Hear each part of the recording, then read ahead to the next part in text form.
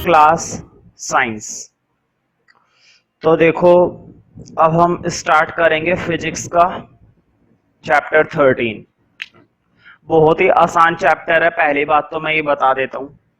और दूसरी बात, आसान तो खैर ये है ही, सबसे बड़ी दिक्कत है खास करके फिजिक्स की। जब हम साइंस में फिजिक्स को थोड़ा सा पढ़ने की कोशिश करते हैं, कोशिश क्या करते हैं जब पढ़ते हैं, ठीक है, तो जब टीचर समझाता है तब बड़ा अच्छा लगता है। जब बोर्ड पर वो एक भी चीज करके दिखाते हैं तो बड़ा आसान लगता है, लेकिन जब टेस्ट में क्वेश्चंस की बारी आती है, सॉल्यूशंस की बारी आती है, पेपर में बारी आती है, तो थोड़ा सा मुश्किल हो जाता है क्वेश्चन को समझना कि क्वेश्चन पूछ क्या रहा है और उसका जवाब कैसे देना चाहिए, है ना। तो उस पर थोड़ी सी प्रैक्टिस करने की ज्यादा जरूरत पड़ेगी कि हम क्वेश्चन का आंसर कैसे दें, ठीक है। तो स्टार्ट करते हैं चैप्टर 13। और एक खास बात और है इस फिजिक्स के चैप्टर में, चैप्टर 13 में, यहाँ पर हमें डायग्राम थोड़ा सा ज्यादा मिलेगा, है ना। न्यूमेरिकल तो नहीं है ही नहीं, न्यूमेरिकल है ही नहीं, सीधी बात तो ये है ना। लेकिन डायग्राम बहुत है ना। पूरे चैप्टर में कम से कम तुम्हें 6-7 डायग्राम तो मिल ही जाएंगे, और वो भी ऐसे नहीं बायोलॉजी की तरह ना, टेक्निकल डायग्राम है, डायग्राम को समझना है। डायग्राम समझ में आएगा तभी बना पाओगे, वरना याद करने का काम नहीं है डायग्राम में। ऐसा नहीं 2-3 बार बना के देखो और बन गया, है ना। बनाने को तो आसान है, लेकिन समझने की जरूरत है, क्योंकि डायग्राम के बेस पर तुम्हें थ्योरी करनी है और थ्योरी के बेस पर तुम्हें डायग्राम करना है, ठीक है। तो ज्यादा बात ना करते हुए हम चैप्टर 13 डालेंगे। हेडिंग डाल दो चैप्टर 13। नाम तुम्हें मालूम होना चाहिए, और नहीं है मालूम तो लिखो। बहुत ही मजेदार नाम है, magnetic effects of electric current. बहुत ही बढ़िया नाम है भाई, magnetic effect of electric current. Magnetic effect of electric current. अब पहले मैं जरा इसके नाम पे कुछ बातें बोलूंगा। देखो, मैग्नेटिक इफेक्ट, मैग्नेटिक इफेक्ट, बच्चों को लगता है यार मैग्नेटिक, मैग्नेट जैसी कोई बात हो रही है। मैं इतनी तो उम्मीद कर सकता हूं, तुम लोग 10th क्लास में हो, तुम्हें कम से कम मैग्नेट के बारे में नॉलेज होती है। मैग्नेट होती है ना, किस तरह से चिपका लेती है एक दूसरे को, है ना। मैग्नेट जो होती है, मैग्नेट किस तरह से एक दूसरे को चिपकाती है। कहने का मतलब ये, उनके बीच में कैसा इफेक्ट होता है, मैग्नेटिक इफेक्ट होता है। दो मैग्नेट को जब तुम चिपकाने की कोशिश करते हो तो वो आपस में चिपक जाती है, ठीक है। दो मैग्नेट को जब तुम चिपकाने की कोशिश करते हो तो वो आपस में चिपकती है ना। उसकी ये जो चिपक होती है ना, ये जो चिपकने का तरीका होता है, यही क्या कहलाता है, मैग्नेटिक इफेक्ट। क्योंकि मैग्नेट के अंदर हो रहा है ना। ये इफेक्ट क्या मैग्नेट के अंदर हो रहा है। जब हम किसी दूसरे के साथ खड़े होते हैं तो हम भी एक दूसरे के साथ चिपक जाते हैं, नहीं। हमारे अंदर तो मैग्नेटिक इफेक्ट नहीं हो रहा, हमारे अंदर मैग्नेटिक इफेक्ट नहीं हो रहा। दो प्लास्टिक के टुकड़ों को चिपकाने की कोशिश करते हो, चिपक जाते, नहीं चिपकते, उनके बीच में तो मैग्नेटिक इफेक्ट नहीं है। इसका मतलब ये हुआ कि अगर तुम्हें मैग्नेटिक इफेक्ट को ऑब्जर्व करना है, मैग्नेटिक इफेक्ट को जानना चाहते हो, देखना चाहते हो, महसूस करना चाहते हो, तो कहां पर महसूस कर सकते हो, मैग्नेट में। मैग्नेट में ही तो होगा। बताओ, मैग्नेट में ही तो ये क्षमता होती है चिपकाने की, मैग्नेट को या दूसरे कंपोनेंट को। लेकिन यहां पर तो क्वेश्चन ये है कि हमें मैग्नेटिक इफेक्ट मैग्नेट का नहीं पढ़ना है। मैग्नेटिक इफेक्ट मैग्नेट में तो होता ही है। चिपकाने की जो शक्ति होती है, चिपकाने की जो पावर होती है, वो किस में होती है, मैग्नेट में होती है। मैग्नेट मैग्नेट को चिपका लेती है और दूसरे कंपोनेंट को भी चिपका लेती है, जैसे लोहे को चिपका लेती है मैग्नेट।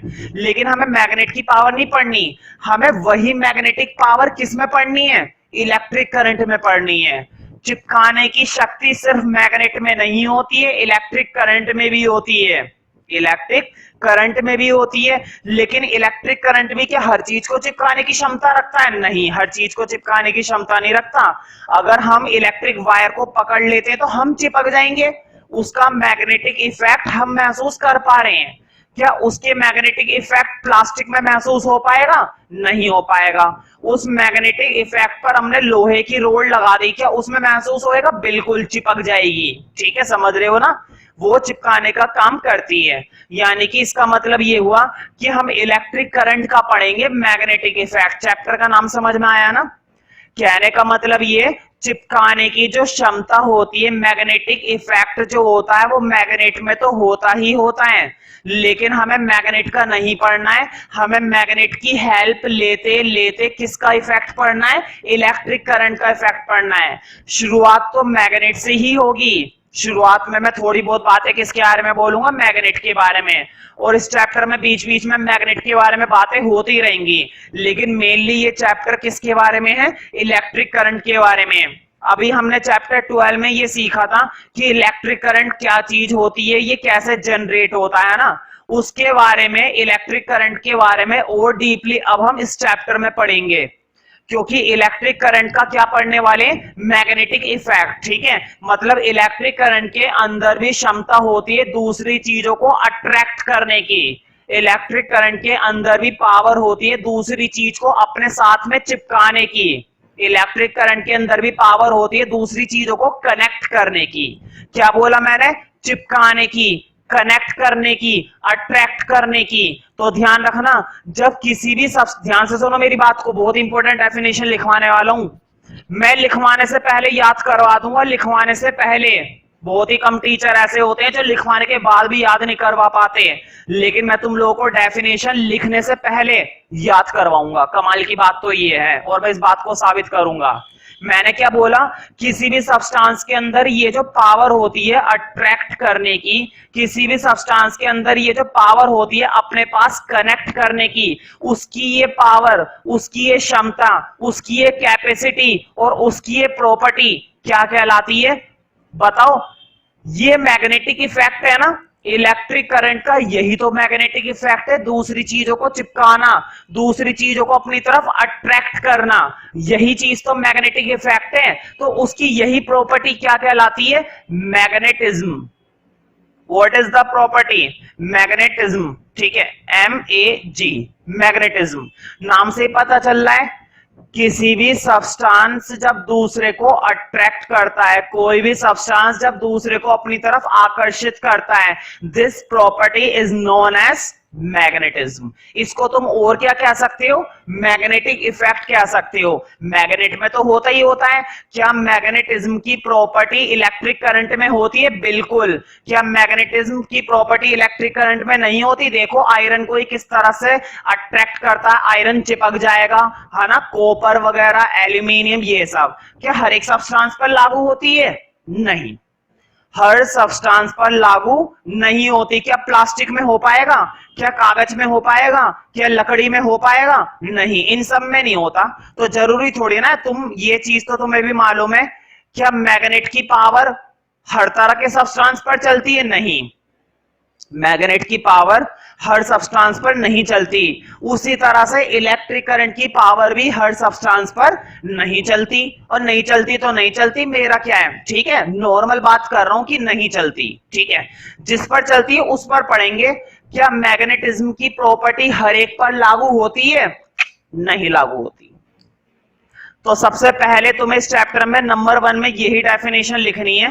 तुम समझ गए होंगे मैं क्या लिखवाने वाला हूं, मैग्नेटिज्म। तो देखो कितनी आसान डेफिनेशन है, उम्मीद है तुम्हें याद हो गई होगी। देखो, किसी भी सब्सटेंस की दूसरों को अट्रैक्ट करने की property is known as magnetism. ठीक है, जब कोई भी सब्सटेंस दूसरे को अट्रैक्ट करता है, जब कोई भी सब्सटेंस किसी को अपने साथ कनेक्ट करने की कोशिश करता है, अपनी तरफ खींचने की कोशिश करता है, this property is known as magnetism. तो लिखो, the property of a substance, the property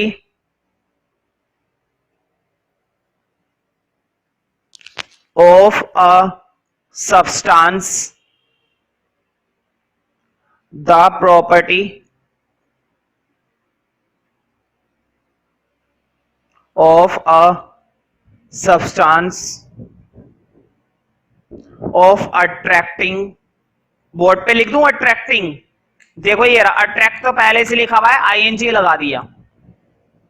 the property of a substance of attracting pieces of iron, pieces मतलब टुकड़े, लोहे के टुकड़े, पीसेस ऑफ आयरन। तुमने देखा है ना कि किस तरह से जो मैग्नेट होती है वो लोहे के टुकड़ों को अपनी तरफ चिपका लेती है ना, अट्रैक्ट करती है। चलो मैं तुम्हें एक एग्जांपल देता हूं। मान लो तुम्हारे पास आयरन का मतलब लोहे का चूरा पड़ा हुआ है, बहुत सारा छोटे छोटे टुकड़े पड़े हुए दुनिया भर के, है ना। देखो बोर्ड पे मैंने मार्कर खर्च कराया तो तुम्हें देखना चाहिए। थोड़े बहुत क्या पकड़े हुए, लोहे के छोटे छोटे टुकड़े पड़े हुए हैं। तुमने इसके ऊपर से मैग्नेट घुमाई, देखो इस तरह से। मान लो ये जो कैप है मार्कर का ब्लू कलर का, ये हमारा क्या है, मैग्नेट है। तो मैं मैग्नेट ऐसे करूंगा, बताओ ये लोहे के टुकड़े छोटे छोटे उस पर चिपक जाएंगे ना। क्यों? क्योंकि मैग्नेट के अंदर प्रॉपर्टी होती है चीजों को अट्रैक्ट करने की। क्या मैं इतनी दूर से करूंगा चिपक जाएंगे? नहीं चिपकेंगे। क्यों नहीं चिपकेंगे? टेंशन मत लो, अभी हेडिंग आने वाला है। वैसे तो तुम्हें मालूम होगा कि क्यों नहीं चिपकते, लेकिन साइंटिफिकली क्यों नहीं चिपक रहे हैं इतनी दूर से ये पार्टिकल, मैं इसका रीजन तुम्हें अब बताऊंगा। ठीक है, अभी हेडिंग आएगा, एक हेडिंग के बाद नेक्स्ट हेडिंग वही आने वाला है, तो पहले इसे लिख लो। The property of a substance of attracting pieces of iron comma steel, pieces of iron comma steel comma nickel. Board पे लिखा हुआ है निकल, निकल एंड कोबाल्ट, बोर्ड पे लिखा हुआ है ये भी कोबाल्ट। तुम सोच रहे हो कि भैया स्टील पर तो नहीं चिपकती मैग्नेट, बिल्कुल। हम मैग्नेटिक इफेक्ट पर, ये जो मैंने मैग्नेटिज्म की प्रॉपर्टी लिखी है ना, ये मैग्नेट के लिए नहीं लिखी है, ये इलेक्ट्रिक करंट के लिए लिखी है, इलेक्ट्रिक करंट के लिए। ठीक है, pieces of iron comma steel comma निकल and cobalt is called magnetism. Magnet का एग्जांपल तो मैंने इसलिए दिया था ताकि तुम्हें आसानी से समझ में आ जाए। ठीक है, ये प्रॉपर्टी ये जो मैग्नेटिज्म की आई है ये इलेक्ट्रिक करंट के लिए आई है। आयरन स्टील कॉमा निकल and cobalt is called as magnetism, is called as magnetism, is called as magnetism।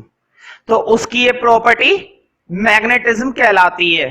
कोई भी सब्सटेंस जब आयरन को अट्रैक्ट करता है, स्टील को अट्रैक्ट करता है, किसी भी चीज को अट्रैक्ट करता है ना, उसका ये अट्रैक्शन करने की प्रॉपर्टी मैग्नेटिज्म कहलाती है। कुछ लोग बहुत अब देखो जरा इसको प्रैक्टिकली अप्लाई करो, तुम कहोगे कि भैया फिजिक्स कमाल की समझा दी। देखो अट्रैक्ट करने की प्रॉपर्टी सिर्फ इसमें ही नहीं, अब जरा ध्यान से सुनो।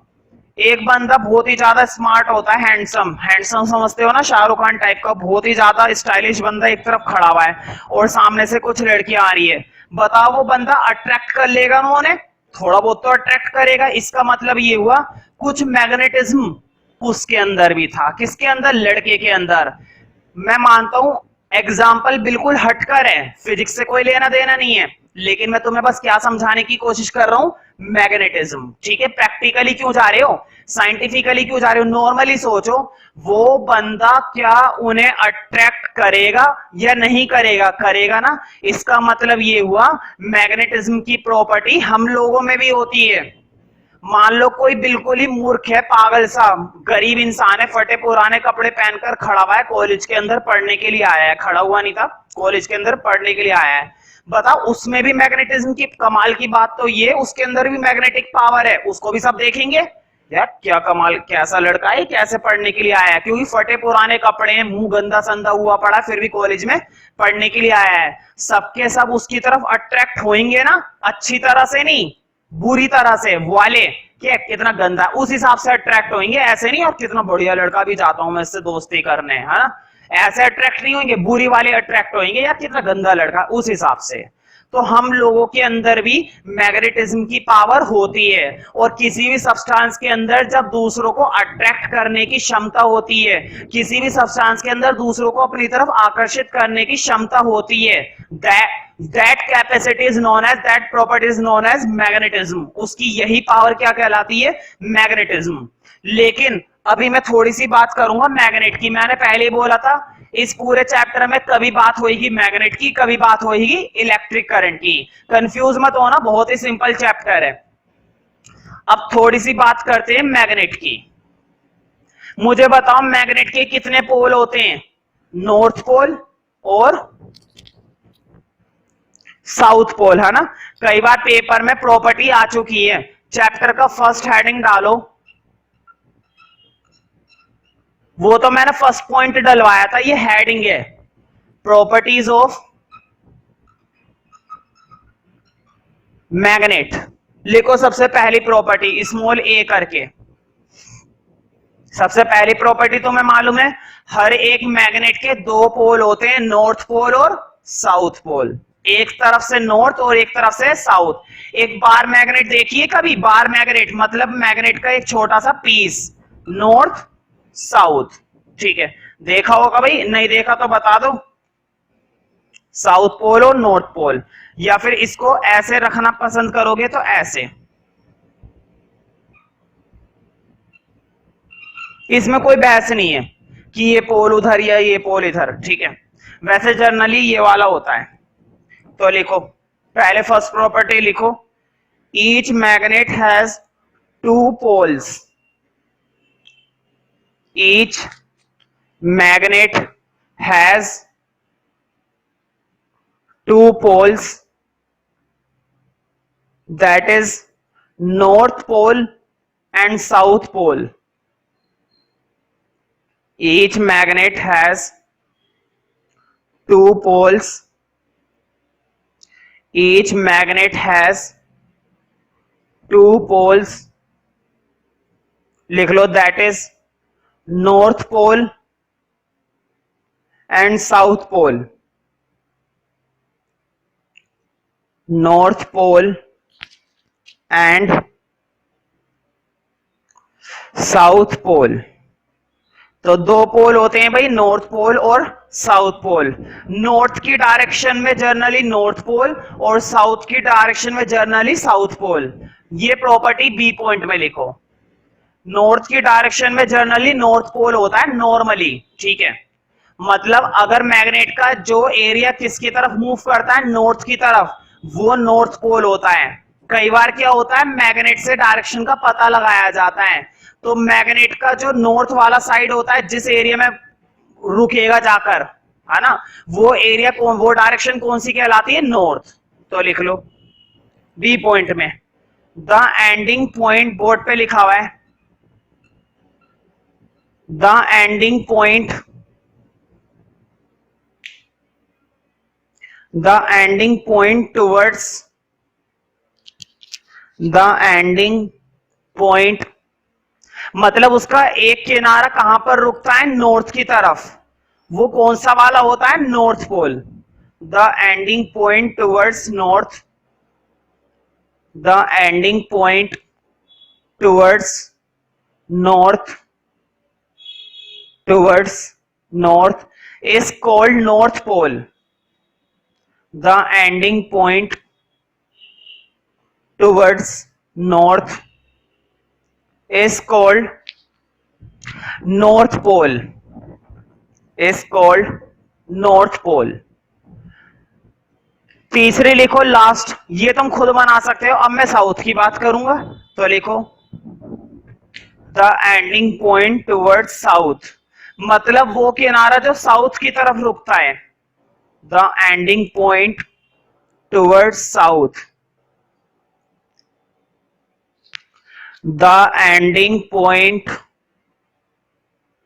towards south is called south pole।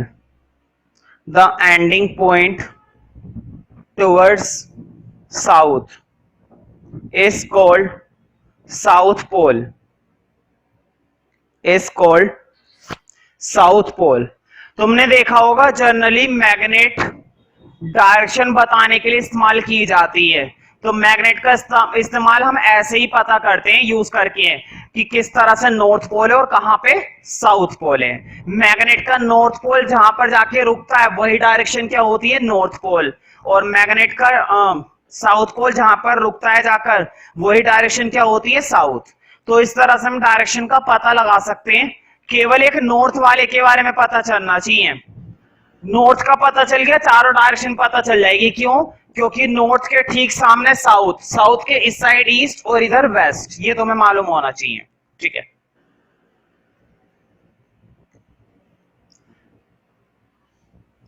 अब वही हेडिंग आ गया जिसकी मैं बात कर रहा था कि अगर लोहे का चूरा है बहुत सारा, और मैं मान लो लोहे का चूरा है बहुत सारा और तुम उस पे से मैग्नेट घुमा रहे हो, यहां से चिपक जाएंगे लोहे के टुकड़े, मुझे भी मालूम है चिपक जाएंगे।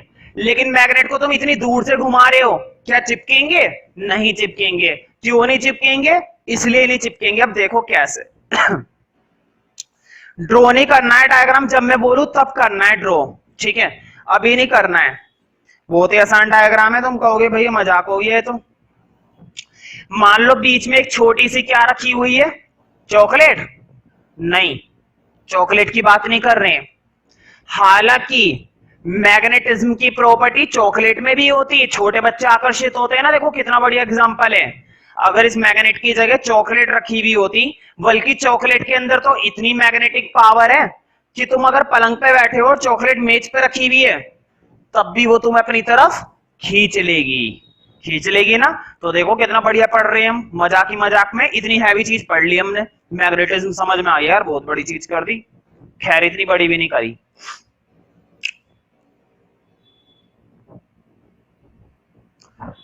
देखो ये लोहे का टुकड़ा रखा हुआ था, मतलब सॉरी लोहे का कह रहा हूं, मैग्नेट का एक पीस रखा हुआ था।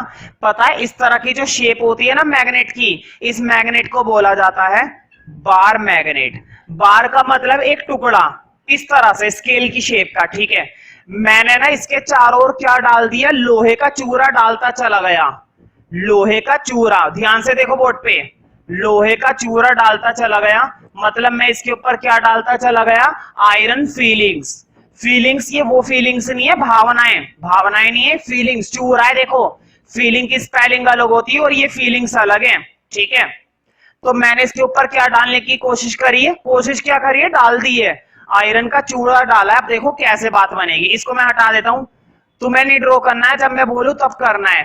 तो जैसे जैसे मैंने लोहे का चूरा डाला, बताओ जैसे जैसे मैं मैग्नेट के चारों लोहे का चूरा डालता जाऊंगा, वो लोहे का चूरा दूर भागेगा या चिपकेगा? लोहे का चूरा है भाई, चिपकेगा। मैग्नेट बहुत तेजी से चिपकाता है लोहा, ठीक है? अब देखो कैसे चिपकेगा। मैंने दुनिया भर का लोहे का चूरा इसके आसपास डाला और वो चिपकता चला गया, चिपकता चला गया। इसी तरह से तो मैं ऊपर नहीं डाल रहा जान के, मैं मानता हूं ऊपर भी थोड़ा बहुत चिपक जाएगा, लेकिन मैं अपने डायग्राम में मैग्नेट को नहीं दबाना चाहता, इसलिए नहीं डाल रहा मैं ऊपर, और ना ही मैं इसलिए चिपका रहा। लेकिन चिपकेगा, ये बात तो सच है, ऊपर भी चिपकेगा थोड़ा बहुत।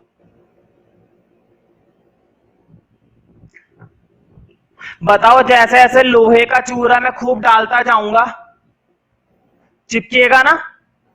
क्या इसी तरह से चिपकेगा? ये कोई तरीका होगा चिपकने का भाई, मजे मजे में चिपकेगा, है ना? इसी तरह से तो चिपकेगा, ऊपर भी चिपकेगा, मुझे मालूम है ऊपर भी चिपकेगा। अब ध्यान से सुनो, थोड़ा बहुत लोहे का चूरा साउथ की तरफ चिपक गया, थोड़ा बहुत लोहे का चूरा नॉर्थ की तरफ चिपक गया। चिपक गया ना? क्यों चिपका? क्वेश्चन ये है, क्यों चिपका? तुम बोलोगे कि मैग्नेट के अंदर मैग्नेटिक पावर होती है, जिसे हम क्या कहते हैं? मैग्नेटिज्म, है ना? अब ये भी पढ़ाया था मैंने भाई, मैग्नेट के अंदर दूसरे सब्सटेंस को अट्रैक्ट करने के लिए क्या होती है? मैग्नेटिज्म की प्रॉपर्टी होती है, मैं मानता हूं होती है। चिपक गया, मुझे बताओ यहां पर डाला इसलिए चिपक गया। अगर मैं ये लोहे का चूरा यहां पर भूरखने में लगा हुआ होता, दुनिया भर का छिड़कता रहता, छिड़कता रहता, नमक होता है ना, नमक की शीशी होती है, नमक की शीशी होती है, वो छिड़कते हैं। मान लो मैं यहां पे छिड़के जा रहा था, क्या तब भी चिपकता? नहीं चिपकता। क्यों? इसलिए नहीं चिपकता क्योंकि मैग्नेट का असर ज्यादा से ज्यादा इतने एरिया में हो पाएगा, ज्यादा से ज्यादा इतने एरिया में हो पाएगा।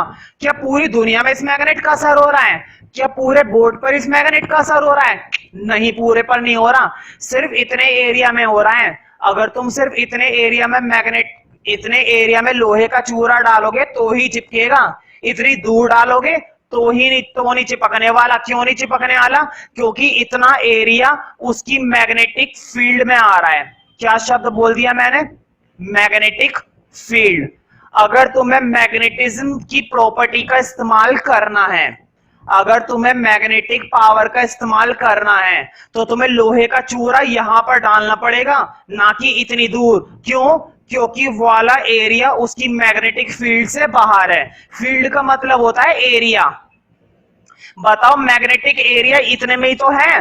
अब ऐसे क्या मैं इतनी दूर से लोहे का चूरा डालूंगा चिपक जाएगा? नहीं। मैग्नेटिक पावर है, जादू नहीं है, साइंटिफिकली लॉजिक है, कोई चमत्कार वाली बात नहीं है कि इतनी दूर से भी खींच लेगा, इतनी दूर से नहीं खींच सकता। इसकी मैग्नेटिक फील्ड यहां तक है, और मैग्नेटिक फील्ड के अंदर अगर तुम कुछ करोगे तो ही तुम्हें मैग्नेटिक पावर का महसूस मिलेगा, वरना तुम मैग्नेटिक पावर को फील नहीं कर सकते हो। तो लोहे का चूरा सिर्फ इतने एरिया में चिपकेगा और उस पर ही असर होएगा मैग्नेटिक पावर का। इतने दूर वाले लोहे के चूरे पर कोई मैग्नेटिक पावर का असर नहीं होने वाला। तो क्वेश्चन ये है कि मैग्नेट के चारों, ध्यान से सुनो, मैं मैग्नेटिक फील्ड की डेफिनेशन बोलने वाला हूं, पेपर में कई बार आ चुकी है मैग्नेटिक फील्ड की डेफिनेशन। ठीक है, देखो मैग्नेट के चारों ओर का वो एरिया, ध्यान से सुनो, मैग्नेट के चारों ओर का वो एरिया जिसमें हम किसको महसूस कर सकते हैं? मैग्नेटिक पावर को महसूस कर सकते हैं। मतलब हम नहीं कर सकते जिसमें लोहे का चूरा चिपकाया जा सके, जिसके अंदर मैग्नेटिक पावर को फील किया जा सके, है ना, जिसमें मैग्नेटिक पावर को क्या किया जा सके? फील किया जा सके। That area referred as magnetic field. वही एरिया क्या कहलाता है? Magnetic field. मुझे बताओ, क्या ये वाला एरिया, इतना एरिया, क्या ये एरिया उसकी मैग्नेटिक फील्ड में आ रहा है? नहीं आ रहा। अगर तुम्हें मैग्नेट पर आयरन के टुकड़ों को चिपकाना है तो तुम्हें वो टुकड़े किसके उसमें लाने पड़ेंगे? मैग्नेटिक फील्ड में लाने पड़ेंगे। जैसे ही वो लोहे के टुकड़े मैग्नेटिक फील्ड में आएंगे, वो या तो नॉर्थ पोल पे चिपक जाएंगे आके, या फिर साउथ पोल पे चिपक जाएंगे, या फिर ऊपर नीचे चिपक जाएंगे। समझ रहे हो ना? तो इस तरह से मैग्नेटिक फील्ड की डेफिनेशन बनेगी। और उससे पहले तुम्हें अगला हेडिंग डालना है चैप्टर का। डायग्राम ये नहीं बनाना, भी इसके बाद में एक डायग्राम और बनाऊंगा, वो बनाना है। ये तो रफ डायग्राम था। लिखो अगला हेडिंग है magnetic field and magnetic field lines. तुम्हें पूरा लिखना है, कभी तुम भी शॉर्ट लिख दो, MFL मत लिखना, पूरा लिखना। Magnetic field lines, magnetic field lines, heading डाल दो magnetic field and magnetic field lines. ठीक है। अच्छा, अभी मैंने तुम्हें केवल क्या समझाया? मैग्नेटिक फील्ड समझाई है, मैग्नेटिक फील्ड लाइंस नहीं समझाई। कोई बात नहीं, तुम्हें मैग्नेटिक फील्ड के बारे में ध्यान से सुनो, क्योंकि अगर तुमने मैग्नेटिक फील्ड को समझ लिया तो मैग्नेटिक फील्ड लाइंस भी समझ में आ जाएंगी। अब देखो कैसे, देखो कितना आसान है। मैग्नेटिक फील्ड मतलब वो एरिया मैग्नेट के चारों ओर का जहां पर तुम मैग्नेटिक पावर को फील कर सको, जहां पे तुम मैग्नेटिक पावर को महसूस कर सको। मैं, मुझे मालूम है, महसूस हम तो नहीं करने वाले, हम तो किसी कंपोनेंट के जरिए करेंगे। फॉर एग्जांपल, मैग्नेट की मैग्नेटिक पावर का असर हम पर होगा या आयरन के टुकड़ों पर होगा? आयरन के टुकड़ों पर होएगा ना, तो आयरन के जरिए हमें भी पता चल गया ऐसे महसूस करना, हमें पता चल गया ना, तो हमने भी फील कर लिया। क्या इतनी दूर आयरन के टुकड़े रखें तो भी महसूस कर पाऊंगा? नहीं। क्यों? क्योंकि ये आयरन के टुकड़े उसकी मैग्नेटिक फील्ड से बाहर है। अब तुम सोच रहे हो इतनी दूर से मैं लोहा लेकर बैठा हूं, इतनी दूर मैग्नेट रखी हुई है, तो क्या वो लोहे का टुकड़ा उस पर चिपकेगा? नहीं भाई, मैग्नेट कहती है कि पहले मेरी फील्ड में आओ तो सही, तभी तो चिपकाऊंगी। तुम आओगे ही नहीं, वहां से बैठ के देखते रहोगे, तो मैं कैसे चिपका लूंगी? तो पहले इस लोहे के टुकड़ों को उसके पास लेकर जाओ, जैसे तुम उसकी फील्ड में आ जाओगे तुरंत ये चिपक जाएंगे। तो मैग्नेटिक फील्ड कहने का मतलब ऐसा एरिया जिसमें मैग्नेटिक पावर को महसूस किया जा सके, जिसके अंदर मैग्नेटिज्म को महसूस किया जा सके। लिखो नंबर 1, पहले मैं MF की डेफिनेशन लिखाऊंगा। MF मतलब मैग्नेटिक फील्ड, तुम्हें पूरा लिखना है। तो मुझे बताओ, ये एरिया मैग्नेट के चारों ओर का होता है या मैग्नेट से बहुत दूर होता है? भाई मैग्नेट के चारों ओर होता है। अगर मैग्नेट से दूर होता तो पता नहीं क्या क्या चिपक जाता इस पर आके, है ना? ऐसा थोड़ी ना होता है। मैग्नेट के आसपास का एरिया होता है ये, ठीक है। तो लिखो मैग्नेटिक फील्ड की डेफिनेशन, समझ में आ गई ना। लिखो the space around a magnet, language बहुत ही आसान लिखवा रहा हूं, झट से याद हो जाएगी। देखो द स्पेस, स्पेस मतलब वो जगह, वो एरिया, किसके चारों ओर का एरिया, मैग्नेट के। The space around a magnet, the space around a magnet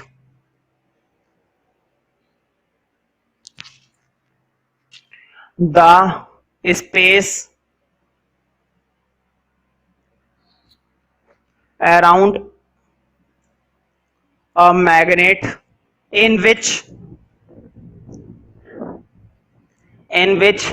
magnetic power can be felt, board पे लिखा हुआ है फेल्ट, ये रहा बोर्ड पे देखो, ये रहा, in which magnetic power can be felt, मतलब जिसमें हम मैग्नेटिक पावर को महसूस कर सके।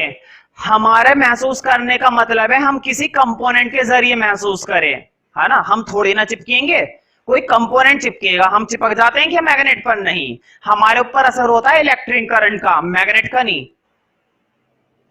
इन which magnetic power can be felt, in which magnetic power can be felt is called magnetic field. Magnetic power can be felt is called magnetic field, is called magnetic field. तो यही area, magnet का वही area जिसके आसपास हम magnetic power को महसूस कर सकें, this area is referred as magnetic field, ठीक है। तो हम समझेंगे मैग्नेटिक फील्ड लाइंस क्या होती है। तो तुम्हें पता चल गया कि अगर तुम मैग्नेट के चारों ओर आयरन फीलिंग्स डालोगे तभी वो उस पर अट्रैक्ट होंगी, ऐसा नहीं है मैग्नेट रखी हुई है बहुत दूर और तुम अपने हाथ पर छिड़कने में लग रहे हो लोहे का चूरा, ऐसे नहीं चिपकने वाला। लोहे का चूरा उसके आसपास डालो तो ही चिपकेगा, वरना नहीं चिपकने वाला। तो देखो जिस तरह से ये आपस में चिपकने लगती है ना आयरन फीलिंग्स, मतलब लोहे का चूर जिस तरह से ये आपस में चिपकने लगता है, तो उस तरह से ना इनके, इसको अगर हम थोड़ा सा लाइन कर दें, मतलब एक तरीका बना दे चिपकने का, इस तरह से देखो इसके चारों ओर बढ़िया बढ़िया लाइनें ड्रॉ कर दे हम, ऐसे ही हूं ये चीज, और ऐसे। तो देखो मैंने क्या करा, मैंने बार मैग्नेट के चारों ओर जो लोहे का चूरा चिपक रहा था ना उसको मिलाकर के कुछ बोर्ड पे देखो, उसको मिलाकर के कुछ लाइनिंग सी बना दी। तो मैं गौर करा, इसी तरह से अगर मैं इस चीज को ऐसे बेकार तरीके से ना करूं, इसी चीज को थोड़ा तरीके से कर दूं, तो तुम्हें मैग्नेटिक फील्ड लाइंस बनती हुई दिखाई देंगी। ये लोहे का चूरा ही है और कुछ नहीं है, ये लोहे का चूरा ही है और कुछ नहीं है। तो इसको हम जब तरीके से बना देते हैं, हम लोहे के चूरे की डायरेक्शन को थोड़ा जब तरीके से बना देते हैं, तो वही लाइनिंग, वही चीज क्या कहलाती है, मैग्नेटिक फील्ड लाइंस। हमेशा ये चीज क्या कहलाती है, मैग्नेटिक फील्ड लाइंस, ठीक है। तो देखो बोर्ड पे देखो, इधर नॉर्थ पोल से निकलने वाली लाइन कहां से जा रही है, साउथ पोल से। इधर भी देखो नॉर्थ पोल से निकलने वाली लाइन कहां पर जा रही है, साउथ पोल के अंदर। और इसी तरह से यहां पर ये लाइनिंग कंप्लीट नहीं हो पा रही है, ये वाली लाइनिंग भी कंप्लीट नहीं हो पा रही है। अब मैं इसको थोड़ा सा तरीके से और बताऊंगा।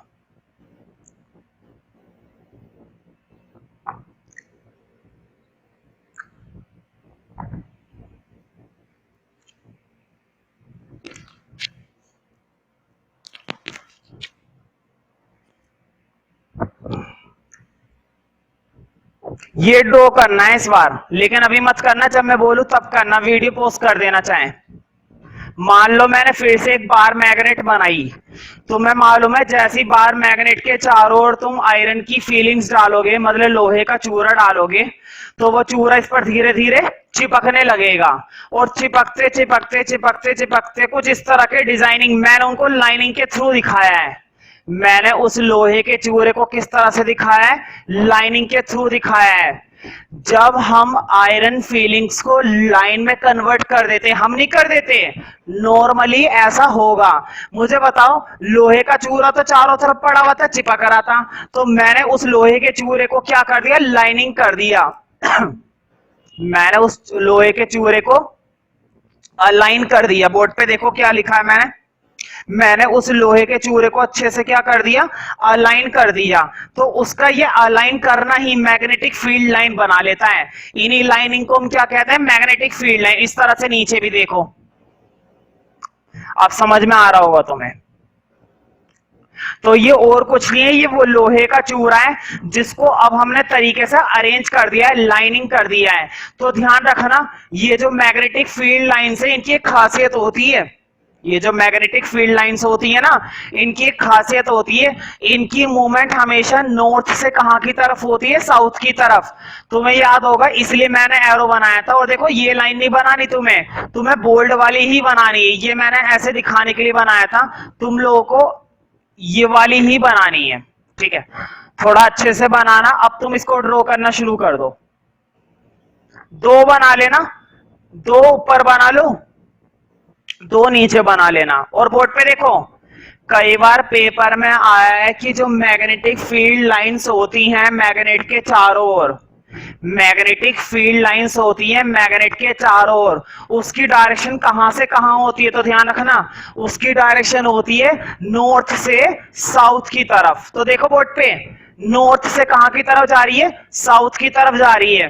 तो नॉर्थ से साउथ की तरफ जा रही है, इसलिए मैंने ये वाला एरो बनाया था। बोर्ड पे देखो, नॉर्थ से साउथ की तरफ, इस तरह से। समझ में आ गया ना? इसी तरह से ऊपर वाली लाइन, और नीचे वाली भी ऐसी बोल्ड कर लो, है ना? डॉटेड वाली नहीं बनानी है, वो तो समझाने का खेल था बस। थोड़ा सा बढ़िया बनाना भाई, और थोड़ा छोटा ही छोटा बनाना, दिल खोल के मत बना देना। नीचे वाली लाइन का भी वही होता है, नॉर्थ से साउथ की तरफ, नॉर्थ से साउथ की तरफ। तो देखो, मैंने कितनी फील्ड्स लाइन बना दी? दो ऊपर बना दी, दो नीचे बना दी। ध्यान से सुनना, डायग्राम बनाते रहो, और जो मैं बोल रहा हूं उसको गौर से सुनना। पेपर में आता है,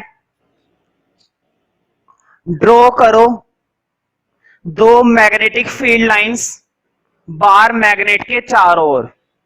ध्यान से सुनो, draw two magnetic field lines around a bar magnet. Draw two magnetic field lines around a bar magnet. तो तुम्हें कौन सा डायग्राम बनाना है? ये वाला। चैप्टर का पहला डायग्राम क्लियर हुआ या नहीं हुआ? डायग्राम तो तुम मेरे ऊपर छोड़ दो, हर एक डायग्राम समझाने की और हर एक डायग्राम को बनवाने की जिम्मेदारी मेरी। लेकिन जब पेपर में और टेस्ट में क्वेश्चन आए तो पहचान लेना कि कौन सा डायग्राम बोला गया है। इसलिए मैं जानकर तुम लोगों को क्वेश्चन भी याद करवा रहा हूं कि आखिर किस क्वेश्चन में कौन सा डायग्राम। अभी तो पहला डायग्राम आया है, तो कंफ्यूजन वाली कोई बात ही नहीं है। लेकिन अभी इस चैप्टर में और भी कई तरह के डायग्राम आएंगे और बच्चे कंफ्यूज हो जाते हैं हम कौन सा बनाएं, ठीक है? तो ये है हमारी बार मैग्नेट, और बार मैग्नेट के चारों ओर हमने क्या बना दी? Magnetic field lines. और मुझे बताओ, मैग्नेटिक फील्ड लाइंस किसके जरिए बनाई है मैंने? लोहे के चूरे के जरिए। मैंने उस आयरन फीलिंग्स को अरेंज कर दिया लाइन के अकॉर्डिंग। मैंने उस लोहे के चूरे को अरेंज करा है लाइन के अकॉर्डिंग, और वही लाइंस क्या कहलाती हैं? Magnetic field lines. ये तो बाहर की बात हुई, ध्यान रखना। मैग्नेटिक फील्ड का असर मैग्नेट के बाहर तो होता ही है, बच्चों ने हमेशा यही सुना है मैग्नेट के बाहर होता है, लेकिन तुम्हें शायद पता नहीं है साइंटिफिकली मैग्नेटिक फील्ड का असर अंदर भी होता है। अंदर भी, इसके अंदर ही अंदर चार्ज क्रिएट होता रहता है, अंदर ही अंदर क्या क्रिएट होती रहती है? मैग्नेटिक फील्ड क्रिएट होती है। ये तो बाहर वाली लाइन हुई। अब जरा अंदर की बात करते हैं। देखो, अंदर वाली लाइन में तुम्हें दिखाऊंगा नहीं, मतलब दिखाऊंगा लेकिन तुम्हें बनानी नहीं है। बोर्ड पे देखो, मैंने एक मैग्नेटिक फील्ड लाइन अंदर घुसाई। बोर्ड पे देखो, एक मैग्नेटिक फील्ड लाइन अंदर घुसाई, और अंदर में दिखा तो सकता नहीं है क्योंकि वो अंदर से पास होएगी, लेकिन मैं तुम्हें समझाने के लिए दिखा रहा हूं। और कहां से निकल जाएगी भाई? नॉर्थ पोल से। समझ रहे हो ना? फिर से देखो, एक और बना रहा हूं। फिर से मैंने एक और मैग्नेटिक फील्ड लाइन बनाई अंदर वाली, और अंदर वाली फिर से अंदर की साइड से किससे निकल गई?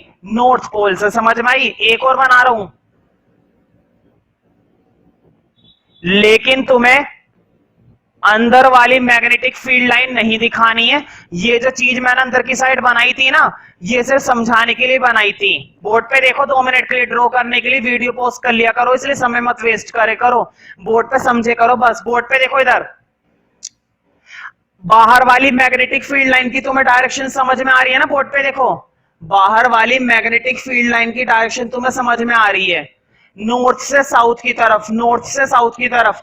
मुझे बताओ, मैं तुम्हें अंदर वाली एक बार फिर से बनाकर दिखा रहा हूं, ये बनी हुई अंदर वाली, ठीक है?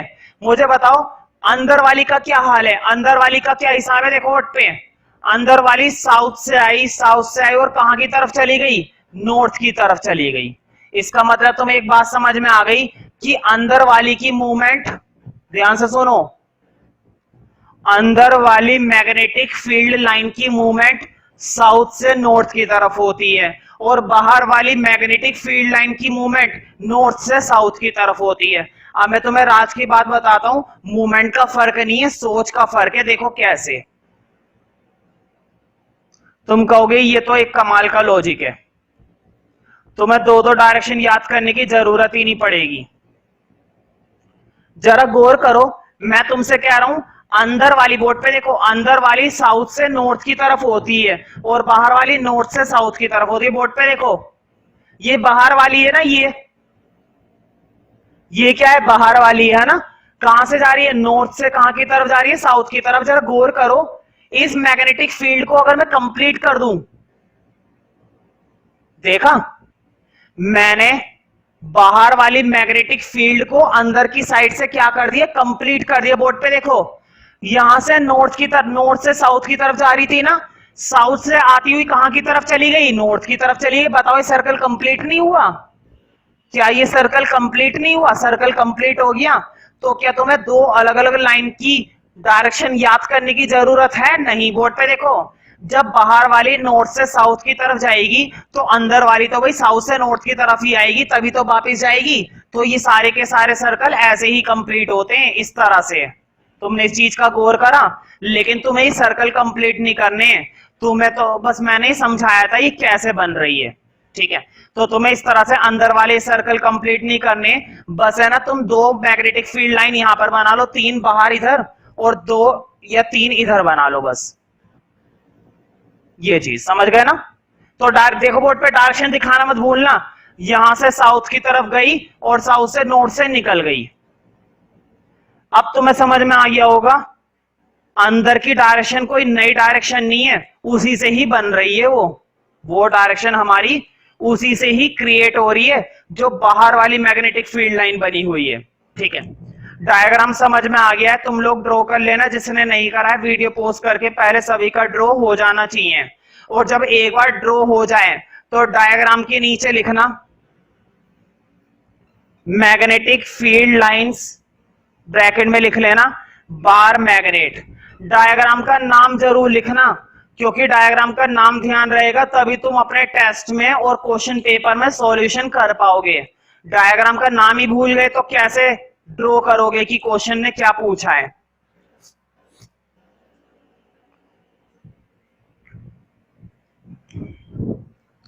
तो तुम्हें समझ में आ गया होगा कि अंदर वाली मैग्नेटिक फील्ड लाइन और बाहर वाली मैग्नेटिक फील्ड लाइन की डायरेक्शन में कोई खास फर्क नहीं है, सोचने का फर्क है बस, है ना? और वो जो मैंने सर्कल कंप्लीट करके दिखाया था ना, उसको ऐसे मत कंप्लीट करना ना, ये चीज बनानी है तुम्हें। अब जब डायग्राम सभी का बन गया है तो अब लिखो नंबर 2। अभी तक मैंने फर्स्ट पॉइंट लिखवाया था ना, मैग्नेटिक फील्ड का डेफिनेशन लिखवाई थी, अब लिखाऊंगा मैग्नेटिक फील्ड लाइंस की, मैग्नेटिक फील्ड लाइंस की। कहने का मतलब ये, मैग्नेटिक फील्ड लाइंस कहने का मतलब ऐसी लाइंस जो किसकी हेल्प से हमें देखने को मिलती है? आयरन फीलिंग्स की हेल्प से। मतलब हम लोहे के चूरे की सहायता से क्या तैयार कर लेते हैं? ये लाइनें बना लेते हैं, है ना? हम उसकी हेल्प से एक डायरेक्शन सी बना देते हैं, तो लिखो the lines LINES, the lines along which the lines along which the lines along which the iron filings, the lines along which the iron filings align, the line along which the iron filings align, board पे लिखा हुआ है align, है ना। Align का मतलब होता है लाइन से लगाना, मतलब लोहे का चूरा लाइन से हम खुद बनाते हैं, क्रिएट करते हैं उसे। आयरन फीलिंग्स अलाइन देमसेल्व्स, है ना। धीरे धीरे वो लोहे का चूरा क्या कन्वर्ट करने लगता है, एक लाइन सी बनाने लगता है कुछ समय बाद, है ना। जैसे ही हम मैग्नेटिक के चारों ओर आयरन फीलिंग्स डालते हैं तो हम इस चीज को देख पाएंगे कि किस तरह से लोहे के चूरे ने एक लाइन सी बना दी है। That lines are known as magnetic field lines, क्योंकि ये लाइन मैग्नेटिक फील्ड के अंदर बन रही है, इसीलिए। आयरन फीलिंग्स अलाइन, बोर्ड पे लिखा हुआ है align. Iron feelings align themselves present, align themselves present magnetic field lines, themselves presents magnetic field lines, magnetic field lines, magnetic field lines, ठीक है। तो यही कहलाती है हमारी मैग्नेटिक फील्ड लाइंस, जिसको हमने लोहे के चूरे की सहायता से तैयार करा है। अब इनकी प्रॉपर्टी आ चुकी है पेपर में, कई बार देखो पेपर में कैसे आता है, write down any 3 properties of magnetic field lines and draw any 2 magnetic field lines around a bar magnet. कोई सी भी 3 प्रॉपर्टी बताइए मैग्नेटिक फील्ड लाइन की और एक डायग्राम बनाइए बार मैग्नेट के चारों ओर मैग्नेटिक फील्ड लाइंस का, कम से कम 2 फील्ड लाइन बनाइए, ठीक है। तो अगला सब हेडिंग डाल दो properties, properties of magnetic field lines. हाँ, पहली प्रॉपर्टी लिखना, बताओ जो तुम्हें मालूम है 2 तरह की मैग्नेटिक फील्ड लाइन है, एक तो बाहर वाली मैग्नेटिक फील्ड लाइन है और एक अंदर वाली है। अंदर वाली का क्या हिसाब है बताओ, अंदर वाली मैंने कंप्लीट नहीं करी थी ना, ये थी ना अंदर वाली बाहर वाली का तो हिसाब है कि बाहर वाली की डायरेक्शन नॉर्थ से साउथ की तरफ होती है। बाहर वाली लाइंस की जो डायरेक्शन होती है वो नॉर्थ से कहां की तरफ होती है, साउथ की तरफ, और अंदर वाली की डायरेक्शन कहां की तरफ होती है, साउथ से नॉर्थ की तरफ, ठीक है। तो लिखो पहली प्रॉपर्टी, लिखो आउटसाइड द मैग्नेट, मतलब मैग्नेट के बाहर वाला, outside the magnet, outside the magnet, outside the magnet, magnetic field lines are outside the magnet, magnetic field lines are directed from directed magnetic field lines are directed from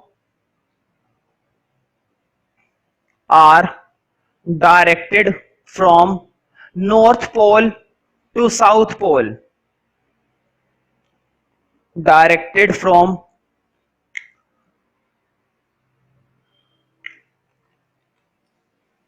north pole to south पोल।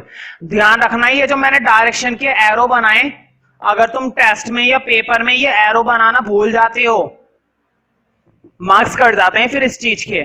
ये arrow बनाने, ये जो मैंने arrow बनाए direction के, है ना, अंदर वाली फील्ड लाइन की भी बनाए करो और बाहर वाली फील्ड लाइन की भी बनाए करो। Magnetic field lines are directed from north pole to south pole. लेकिन अंदर की बात अलग है ना, अंदर अलग है। अंदर की डायरेक्शन नॉर्थ से साउथ की तरफ नहीं होती, साउथ से नॉर्थ की तरफ होती है। अब लिखो दूसरी प्रॉपर्टी, पहली प्रॉपर्टी क्लियर हो गई ना, अब लिखो सेकंड प्रॉपर्टी। लिखो inside the magnet, inside the magnet magnetic field lines, inside the magnetic field lines are directed from inside the magnetic field lines are directed from south pole to north pole, directed from south pole to north pole, directed from south pole to north pole. मतलब अंदर वाले में उल्टा हिसाब है। और तुम्हें मालूम है, मैंने ये भी बता दिया था, अंदर वाला और बाहर वाले में कोई चक्कर नहीं है, लेकिन तुम्हें समझने की जरूरत है बस, है ना। मैंने तुम्हें सर्कल कंप्लीट करके दिखाया था ना, देखो ये वाला। बताओ, एक ही बात तो चल रही बोर्ड पे, देखो यहां से ये सर्कल आया, ये आया, ये आया, ये चला गया, ये चला गया, ये चला गया, ये सर्कल घूम कर आया, फिर आ गया, फिर आ गया, फिर आ गया, फिर चला गया, है ना।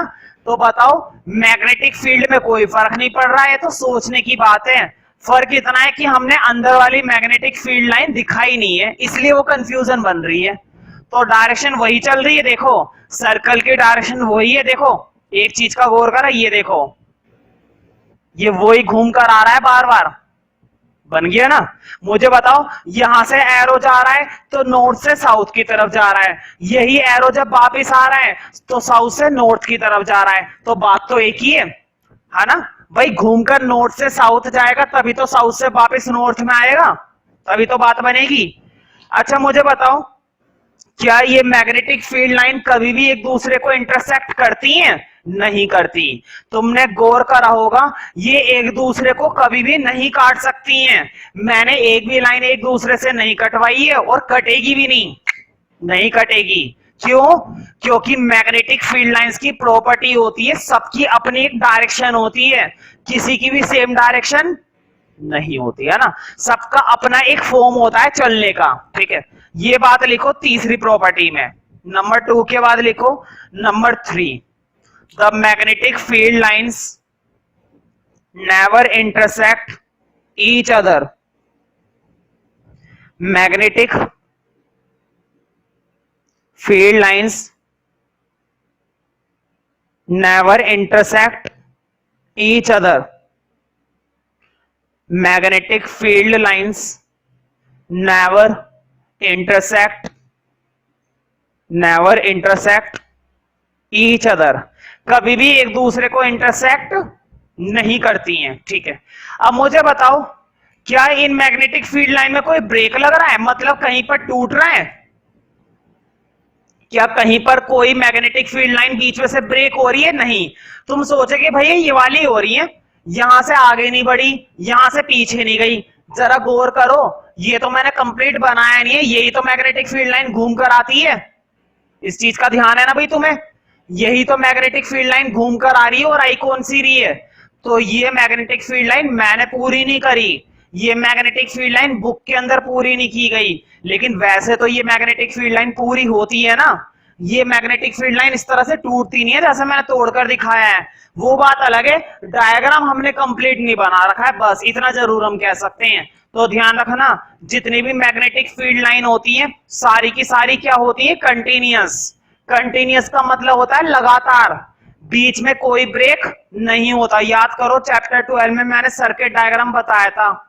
क्या सर्किट डायग्राम कभी भी बीच में से ब्रेक होता है? अगर बीच में से ब्रेक हो गया तो क्या करंट आगे पास आउट हो पाएगा? नहीं हो पाएगा। वही काम मैग्नेट का है। मैग्नेट की जो मैग्नेटिक फील्ड लाइंस होती हैं, इसकी भी कभी भी बीच में से ब्रेक नहीं होता है। मतलब मैग्नेटिक फील्ड लाइंस हमेशा एक तो क्लोज्ड होती हैं, बंद होती हैं, और दूसरी चीज कंटिन्यूअस होती है, लगातार, ठीक है। ये बात लिख लो चौथी प्रॉपर्टी में, लिखो। अब magnetic field line is A magnetic field line is closed and continuous curve. A magnetic field line is closed and continuous, board पे लिखा हुआ है curve. Magnetic field line is closed and continuous curve. Continuous curve. Continuous curve. अच्छा, तुम्हें इस तरह से नहीं दिखाई दे रही है ये जो मैग्नेटिक फील्ड लाइन है, मैंने तो खैर रब कर दिया, इस तरह से नहीं दिखाई दे रही. बताओ इस तरह की लाइनें कैसी होती हैं भाई? पैरेलल होती हैं. जब दो लाइनों के बीच का डिस्टेंस कैसा चलता रहता है? बराबर. जब दो लाइनों के बीच का गैप कैसा चलता रहता है? इक्वल. तो ऐसी मैग्नेटिक फील्ड लाइन आपस में क्या होती हैं? पैरेलल होती हैं. और पैरेलल लाइन कभी भी एक दूसरे को नहीं काटती है ना. नहीं काटने वाली प्रॉपर्टी तो मैंने पहले लिखवा दी है ना, नेवर इंटरसेक्ट वाली. लेकिन पैरेलल वाली प्रॉपर्टी अब लिख लो. लिखो पांचवी प्रॉपर्टी. तो सारी प्रॉपर्टी समझ में आ रही है ना भाई? 3 या 4 नंबर का कंप्लीट क्वेश्चन बन जाता है कि एक डायग्राम बनाइए 3 मैग्नेटिक फील्ड लाइंस का और कम से कम 3-4 प्रॉपर्टी एक्सप्लेन कीजिए. तो तुम्हारे 3-4 नंबर पक्के हो जाते हैं. और कई बार ये क्वेश्चन तुम्हारा पेपर में पूछा जा चुका है.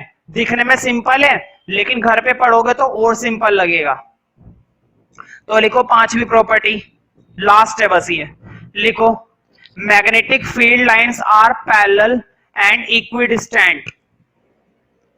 Magnetic field lines are parallel and equidistant. equidistant का मतलब होता है उनके बीच का जो डिस्टेंस है वो इक्वल है, कम नहीं हो रहा है ना ही बढ़ रहा है, जितना है उतना ही रहता है.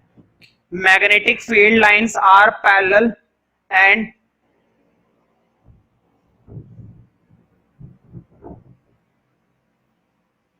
magnetic